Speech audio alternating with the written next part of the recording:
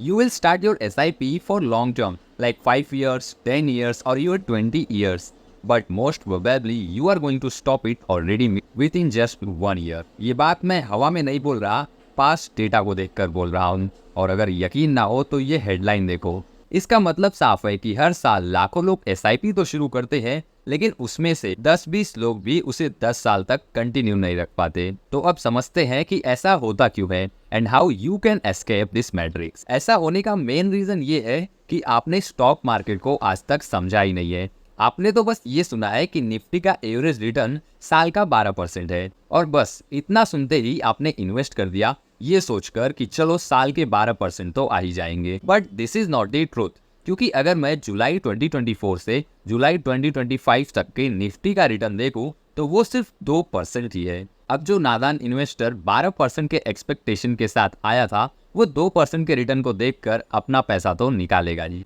लेकिन सोचो अगर अभी बियर मार्केट चालू होता तो उसके पोर्टफोलियो में तो नेगेटिव रिटर्न्स होते, फिर तो वो स्टॉक मार्केट या म्यूचुअल फंड में अपनी जिंदगी में कभी दोबारा इन्वेस्ट ही नहीं करेगा। बट आप मुझे बताओ कि अगर निफ्टी का एवरेज रिटर्न 12% का है तो उस नादान इन्वेस्टर को 12% क्यों नहीं मिले? ऐसा इसलिए क्योंकि मार्केट FD की तरह नहीं चलता। वो कौन से साल कितना परसेंट रिटर्न देगा उसकी कोई गारंटी नहीं है। मार्केट किसी साल हाई रिटर्न्स देगा तो किसी साल लो रिटर्न्स देगा, और इवन किसी साल तो वो नेगेटिव रिटर्न भी दे सकता है। बट अगर इन सब का एवरेज किया जाए तो वो 12% के आसपास आ जाता है। इसीलिए it is advise to stay invested for longer period, because no one knows कि इस साल मार्केट कितना परसेंट रिटर्न देने वाला है। बट फिर वही सवाल आ जाता है कि how to stay invested for long term, because you want to become quick rich. So how to control your greed and mind, अब इसका जवाब दूंगा मैं नेक्स्ट वीडियो में। Till then share this video.